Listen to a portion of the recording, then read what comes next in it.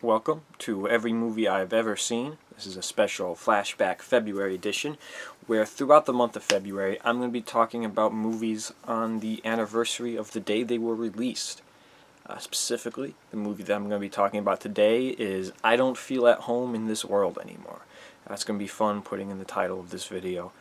This came out February 24th, 2017, so this is the 4th anniversary. This is a Netflix original, I'm pretty sure, I think, last I checked. I did recently watch this movie for the first time because when I'm picking movies to talk about, I generally prefer to pick a movie that I've either already seen or is on one of the many streaming services that I own, because it's a lot easier for me that way. I own several streaming services, but it still somehow seems like, what's the point of owning these? Every time I look for a movie, it's not on any of them. It's usually crap that I don't want to see, which is why it worked out very well for the Fuck You It's January. There's a bunch of crappy movies on streaming services.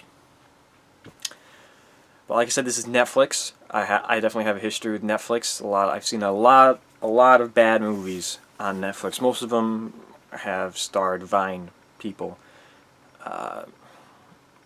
This movie did not star anybody from Vine, as far as I know. I mean, maybe there was like some small role, background extra or whatever who had a little part in there who was from Vine. I mean, if that's true, it didn't ruin the movie, because I did enjoy the movie. I thought it was pretty good.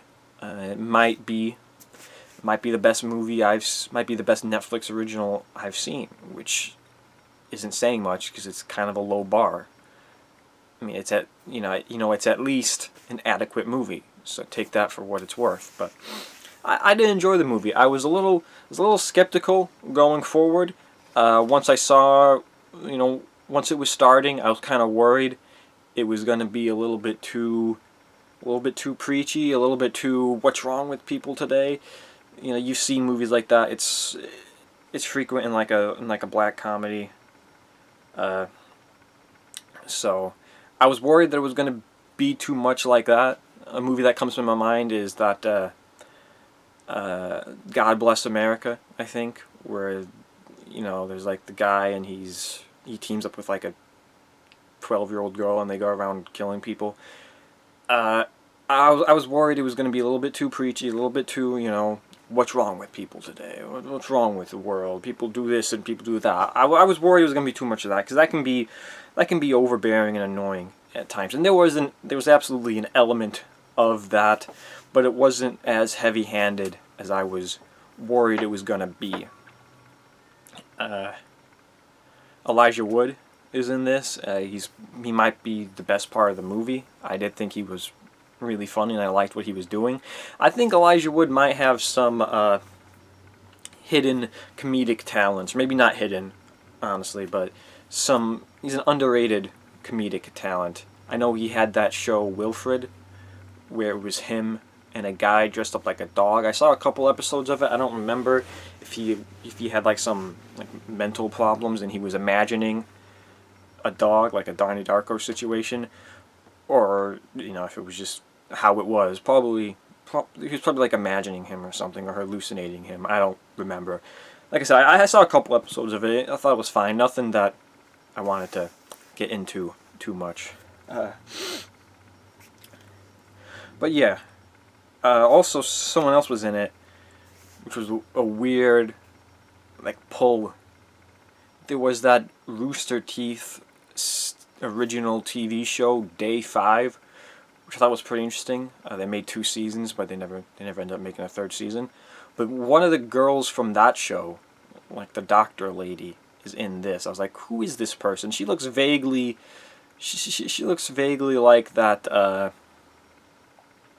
Katie Sackhoff, but it wasn't her. Which I don't like Katie Sackhoff. I don't get the hype around her. People think she's amazing because she was in one stupid TV show, Battlestar something, but whatever. But yeah, I did end up liking the movie. I was kind of worried there for a second too. Like, I was worried in the beginning but what they were going to do, and then I was worried towards the end. So like, I thought it was going to end some way. I was like, don't end like this. I don't want it to end like this. I don't know how I would feel if it ended like this. And then it didn't end like that. So I was glad. Because that's another thing I'd mentioned before, is a lot of movies that have been okay just fall apart with the endings. Like, why did you end it like that? It would have been so simple to not end it like that. You thought you were being clever. You thought you were being, edgy or whatever, and you just ended up ruining your movie with a crappy ending. So this, the movie did have a good ending. I was glad with what they did. But yeah.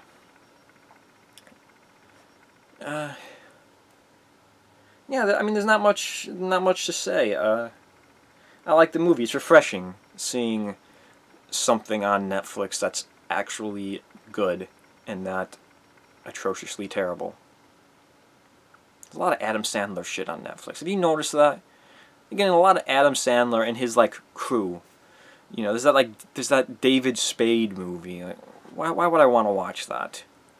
Why would I want to watch some stupid Adam Sandler crap? What is it with that? What was it? The Terrible Six or something like that. I don't know, some crappy Adam Sandler Western movie. I don't know. Sometimes Netflix really makes me question things. They just want to have a lot of stuff. I'm pretty sure they have like 2 or 3 movies come out every day or something. They just want to have a lot of stuff, which is a problem because their shit is overweighing the good with Netflix, I think. Netflix might be the first streaming service to go. If I was to get rid of a streaming service, Netflix might be the first to go.